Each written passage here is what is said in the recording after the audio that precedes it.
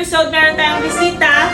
Yes! So, pakilala ka na po, madam. My name is Crystal. You can call me Chris. Yeah, you can follow her po sa kanyang mga social media accounts. No? Ikaw na, Beb. So, ayun, interviewin natin siya.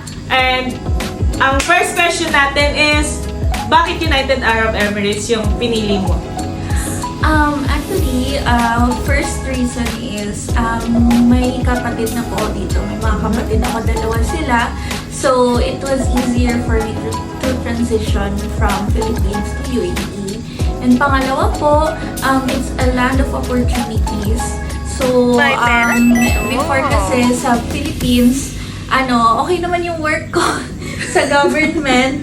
Pero, hindi pa rin sapat, kinukulang pa din. And both of my parents retired, so I look for greener pastures. Ayun, so para po makaprovide. Yes. Narinig ko na naman yung greener pasture. Yes. Palagi kayo naririnig. So, ito na nga. Ang second question natin, nahihirapan ka ba humanap ng trabaho dito?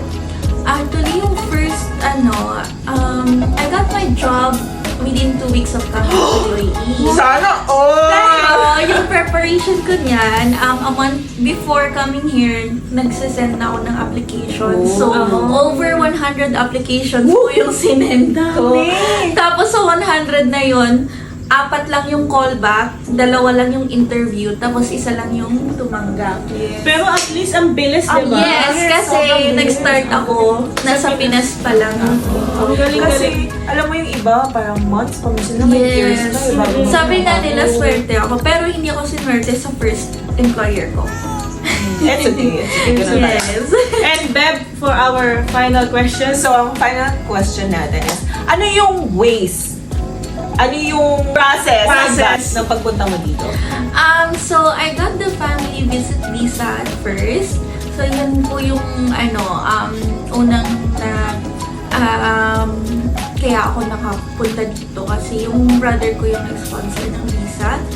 And then after that, after a couple of tries, kasi yung sinabi ko nga, hindi ako sinwerte sa first employer ko.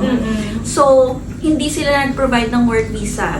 So, kaya ako nag-quit and naghanap ng ibang job na nag-provide ng visa. So, nakatatlong din po ako extend ng visa. Naka-exit ako 1 time din po para lang mag-renew ng visit visa kasi nga yung first employer ko hindi nag-ano. Ang bad. Tapos hinold pa at first yung passport ko. So, yun po yung tip ko sa ibang mga nagsisimula sa UAE. Huwag na huwag niyo ibibigay yung passport nyo. Oh, yes. Then make sure na bibigyan kayo ng visa bago kayo mag-start ng work. Kasi sa akin, desperate ako na makapag-work na agad eh. So, nag-work na ako kahit hindi pa sila. Sinasabi lang nila processing, pero hindi pala nila ako bibigyan ng work. Ang bad. Pero number 1 no yun ha. Yes, Dapat yes. never kayo magbibigay ng mga documents nyo, yung personal documents nyo. Especially sa employer nyo. passport, my Yes, gosh. yes. Pero alam mo, girl, medyo swerte ka kasi andito yung family mo. Yes, nandito kasi sila. So, To at support least, you. oo. Kasi may mga iba tayong OFWs dyan, mag-isa lang. Yeah. Yun lang Yun po. na nga. Maraming salamat. So, short lang to, interview. Yes, po. para kay Miss Miss Chris Chris. ng Abu Dhabi. Abu Dhabi. Thank you for having me. Yes, thank you so much. Thank you sa pagpapakon lang. And once again, I'm Golda. And I'm Steffi. And we